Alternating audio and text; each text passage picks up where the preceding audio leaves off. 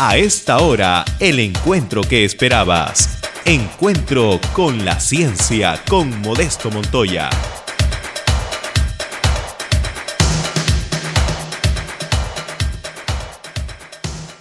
Gracias amigos por seguir con nosotros.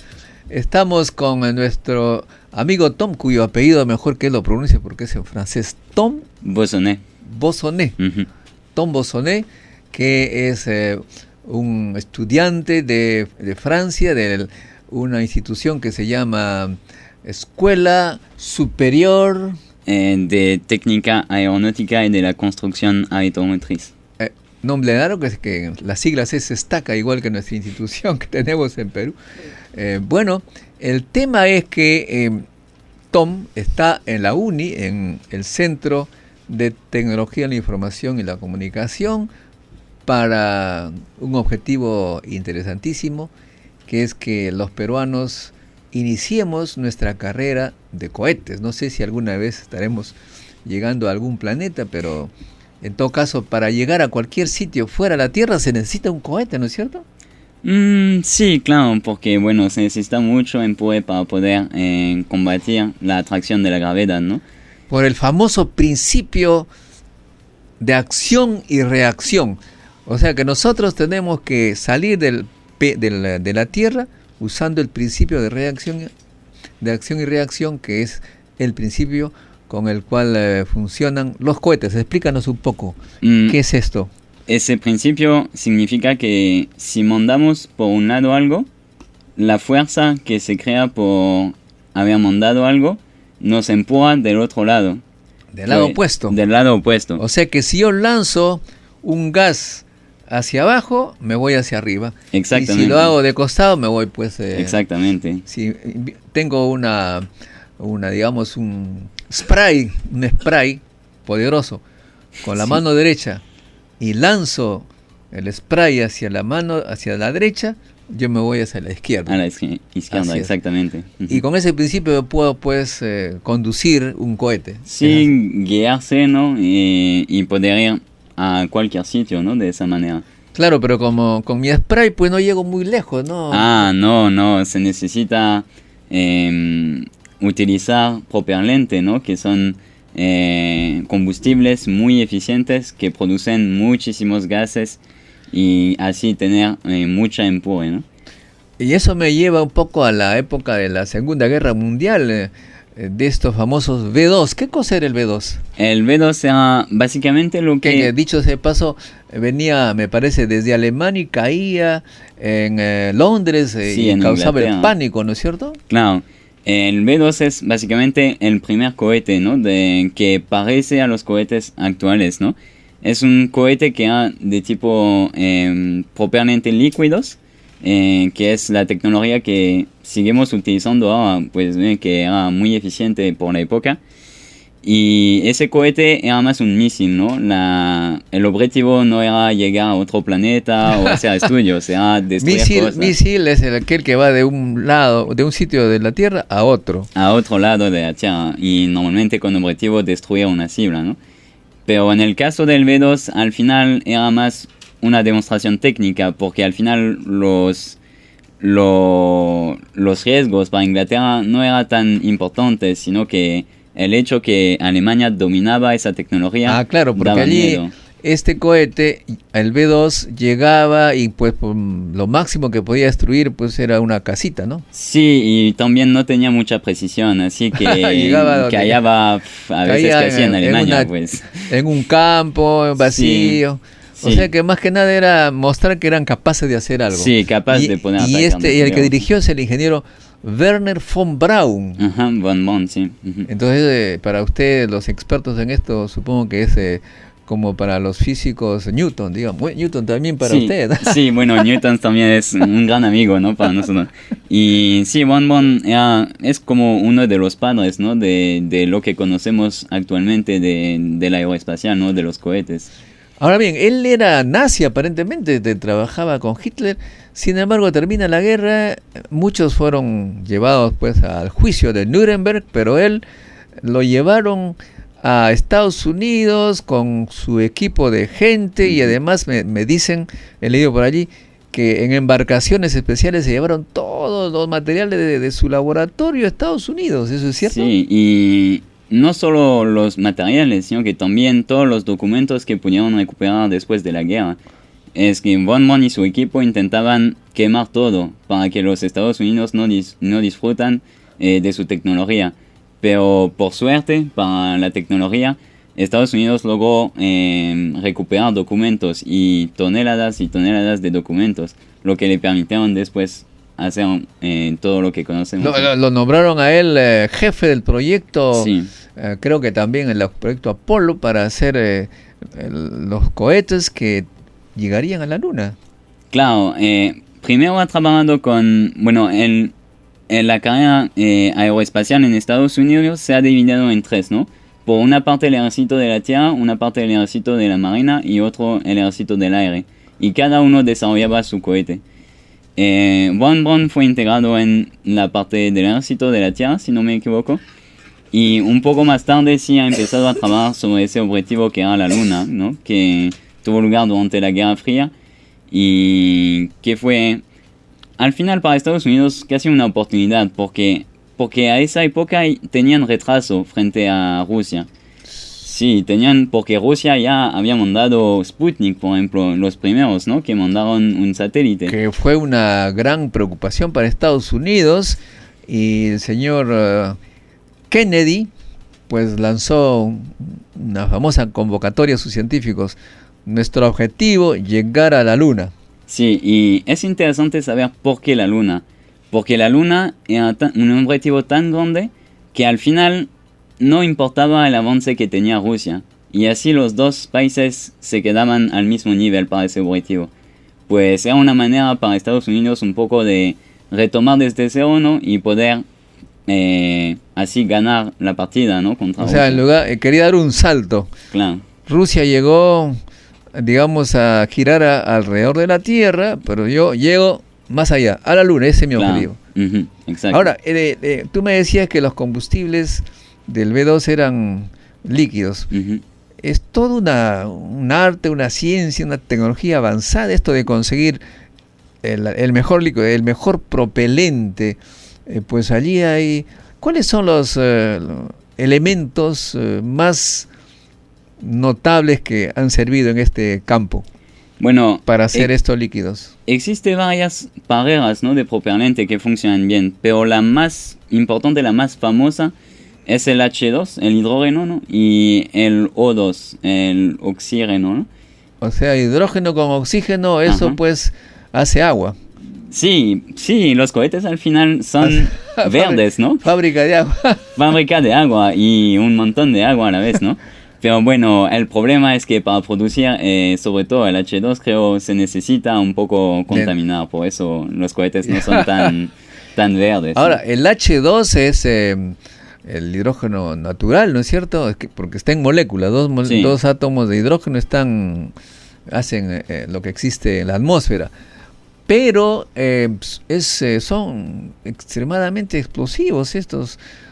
Me acuerdo haber leído también, tú seguro que lo has hecho, este globo que explotó en Alemania. ¿Qué nombre tenía?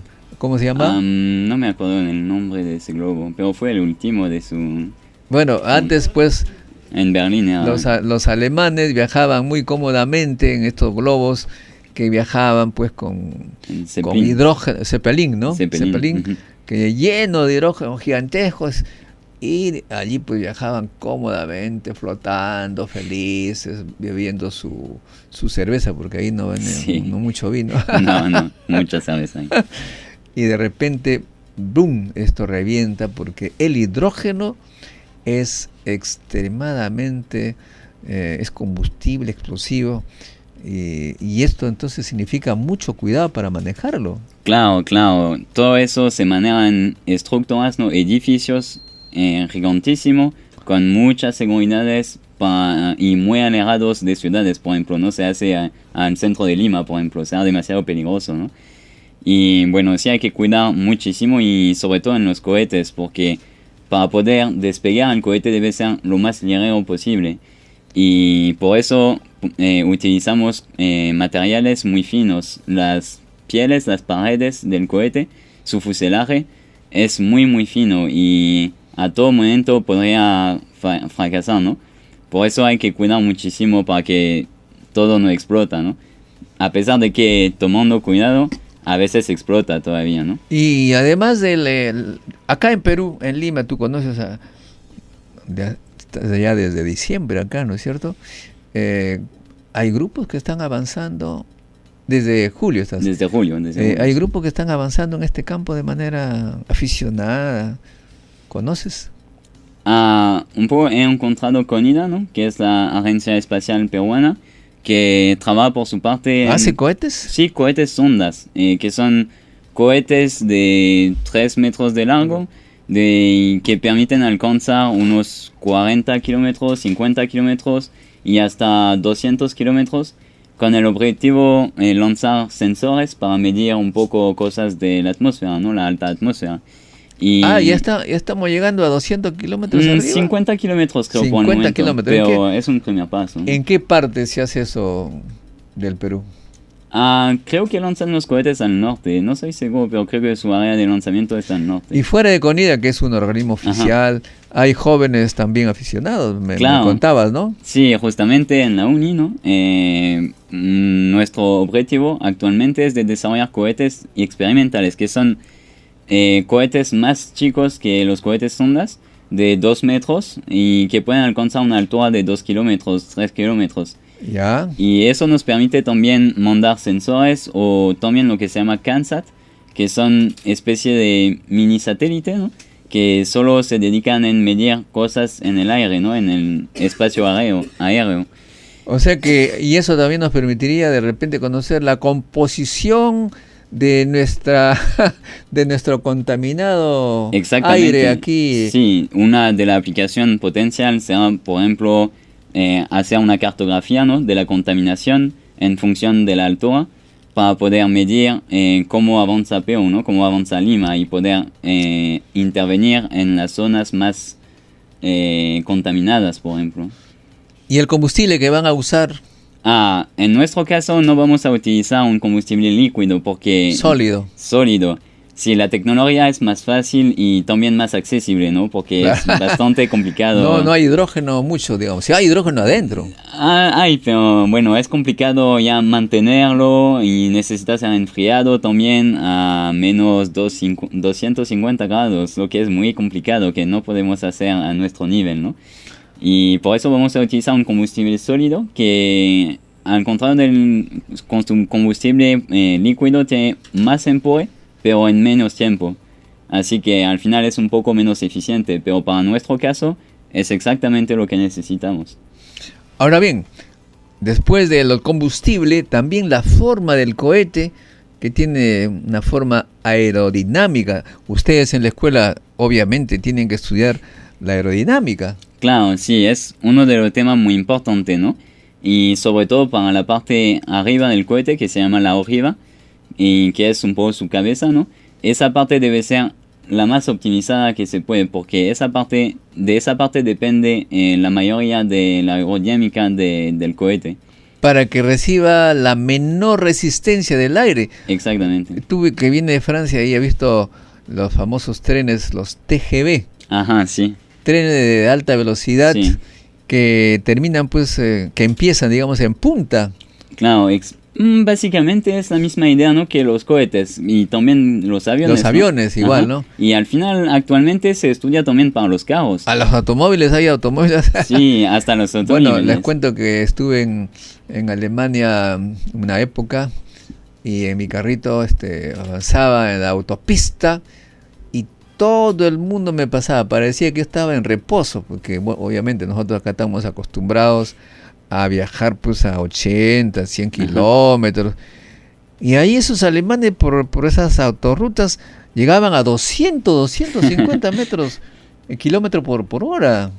Sí, ahí tienen que ser, ahí tienen que tener forma aerodinámica, pero no. Sí, tienen que ser bien trabajado su forma, ¿no? Para no resistir demasiado al aire y así, bueno, poder avanzar rápidamente y sin gastar demasiado combustible también. La vez pasada estábamos en la experimentación conmemorando el 15º aniversario del semillero científico CEPRESID, hicimos una experiencia bien interesante.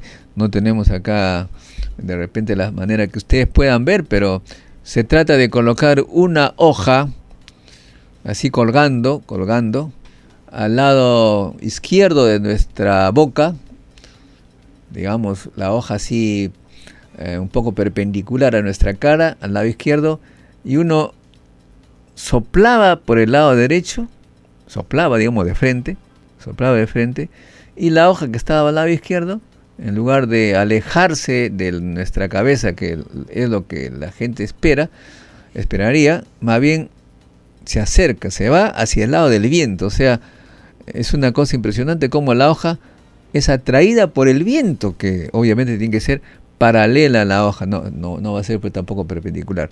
Cuando uno sopla paralela a la hoja se pega a la derecha. Esto tiene que ver con un principio que lo descubrió un francés, Bernoulli. Cuéntanos un poco. Bueno, ese principio básicamente dice que la presión va al lugar donde la velocidad es máxima, ¿no? O la velocidad es más alta. Y por eso cuando soplamos de un lado de la hoja, al final la presión baja sobre la hoja y la presión exterior que viene de la izquierda, no de la hoja, empuja la hoja al nivel de nuestra cabeza. O sea que el viento es la velocidad del aire respecto a la hoja, ¿no es cierto? Sí, respecto a la hoja. Exacto. De un lado de la hoja no hay viento, de modo que el aire está más o menos en reposo. Uh-huh. Y del otro lado de la hoja pasa un viento paralelo, entonces ahí hay velocidad y por lo tanto la hoja se pega donde hay velocidad. Esa es la idea. Exacto, esa es la idea. Y al final ese fenómeno explica exactamente cómo puede volar un avión. Exactamente. Sí, es la manera... En este caso entonces vamos a ver, la velocidad tiene que ser muy elevada por la parte de arriba. Exacto. Por arriba tiene que el viento pasar a gran velocidad dado al movimiento del avión. O sea, el movimiento es relativo, ojo, el avión es el que tiene la velocidad. Pero respecto al avión, por la forma que tiene el ala, el viento por arriba, si uno estuviera por la ventana, sería más veloz que por abajo. Exacto. Entonces el avión se va a donde hay velocidad de viento y ¡pum! Sube. Sube. Uh-huh. Y por lo menos se sostiene, ¿no? Y la forma como cambia el ala cambia de forma y justamente para frenar, bajar, sí, subir. Se puede manejar unas partes de la ala, ¿no? Chiquitas alas, pero que al final son bien suficientes, y aumentar o bajar la superficie que está en contacto con el flujo, y así aumentar la velocidad o bajar la velocidad, ¿no? Y aumentar al final nuestra sustentación o bajarla en función si queremos subir o bajar al contrario. Este principio de Bernoulli se aplica en el fútbol, ahora que estamos de futbolistas todos. ¿Tú sabes eso o no? No. Bueno, no. te explico porque Sí. yo sí.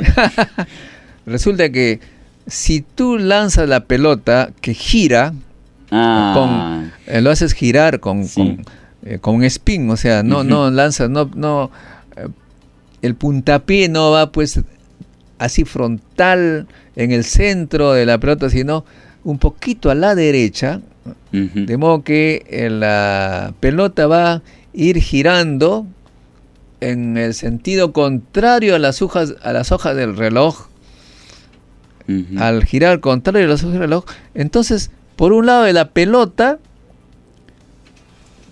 el viento que va a observar, entre comillas, la pelota va a ser más veloz que del otro, por el hecho de giro, ¿no es cierto? Por el hecho de giro, Por el hecho de giro, un lado va a pasar el viento más rápido que el otro lado y por lo tanto la pelota va a ir hacia donde va el viento. Claro. De modo que el futbolista, si quiere hacer un gol olímpico, o sea, de tiro de esquina, lo puede hacer, pero para ello tiene que consultarnos a nosotros para calcular. Sí.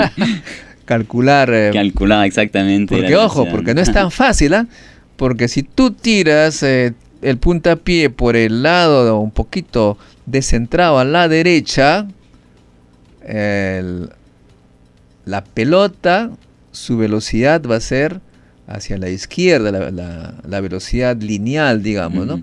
Entonces, para que esté cerca al arco, pues tiene que calcular muy bien, de modo que la pelota vaya girando, pero que vaya de frente al arco y ahí hace la curvita. Es toda una ciencia que... Sí, es toda una ciencia. Y lo han hecho antes, algunos futbolistas lo dominan muy bien, pero han tenido que aprender física. Bueno, te agradezco, Tom, por esta entrevista, que espero que no sea la última, porque necesitamos aprender ciencia aquí en el Perú, y la ciencia tiene que ver, como hemos visto, con los cohetes, con llegar a la luna, con el fútbol, con los aviones, ¿no es cierto? Al final todo se puede relativizar a la ciencia, ¿no? Y claro, y podemos jugar también en un laboratorio usando el principio de Bernoulli. Bueno, antes de terminar esta entrevista, permítanme hacer algunos anuncios. El semillero científico CEPRESID, que prepara niños justamente haciendo estos juegos, como ha visto Tom, ¿no es cierto? Los niños son felices viendo experimentos y haciendo experimentos. Pues funciona todos los sábados de 9 a 11 y de 11 a 1. De modo que usted quiere que su hijo de 7 a 13 años viva la ciencia del siglo XXI, inscríbalo en el CEPRESID. Estamos ahora muy bien instalados en Miraflores, en Colina, con vía expresa. La información completa la pueden tener en cienciaperú.org, cienciaperú.org. Ahí envían un folleto, un formulario de preinscripción. Además, amigos, tenemos, el CEPRESID organiza con otras instituciones el Encuentro Científico Internacional. ¿Vas a estar acá el 2 de enero? Sí, claro, el 2 de enero. Vamos a tener a Tom Busonet con su exposición acerca de cómo llegar a la luna desde Perú. Bueno, sí se puede. ¿No es cierto? Sí se puede. Como en el fútbol, sí se puede. Y además, amigos, tendremos un premio Nobel de física, Joe Taylor, que él descubrió los pulsares, que son estrellas que emiten campos electromagnéticos como si que fuese una gran antena cósmica, pero claro, no hay señales inteligentes, son señales naturales que solamente lo entienden los físicos. Y ahí tendremos también al ingeniero Alejandro Afuso, director ejecutivo de Innovate Perú, explicando los logros de este programa. También a Fabiola León Velarde, presidenta del CONCITEC, que nos va a contar la historia de 50 años de ciencia y tecnología en el Perú. En fin, hay grandes expositores, y también estará Tom Busonet, que nos va a hablar sobre la cohetería en el Perú con sus jóvenes alumnos de la UNI. ¿Qué más hay? Bueno, también el 19 de mayo estaremos en París, en el Encuentro Científico Internacional de París. ¿Ya te contactaste con tus colegas? Sí, claro, ya mis colegas son muy interesados y pienso que sí van a participar también. En París estaremos el 19 de mayo, amigos. Pueden ir ustedes de acá al Encuentro Científico Internacional de París, allí donde se inició la física, con Bernoulli, justamente, con Pierre Curie, Marie Curie, en esos mismos ambientes. Lo hicimos el año pasado, donde Marie Curie hacía sus experimentos con su esposo Pierre Curie. En fin, va a ser una experiencia maravillosa. Dicho sea de paso, estaremos en un congreso internacional cerca de París, en Orsay, exponiendo. Voy a tener que exponer sobre el campo nuclear, física nuclear, pero bueno, ahí es más complicado hablar de esto en estas ondas. Sin embargo, estaremos pues centrados en París y el próximo año. Finalmente, amigos, no se olviden, todos los meses damos nuestro curso de redacción de ciencia, de artículos científicos, investigación.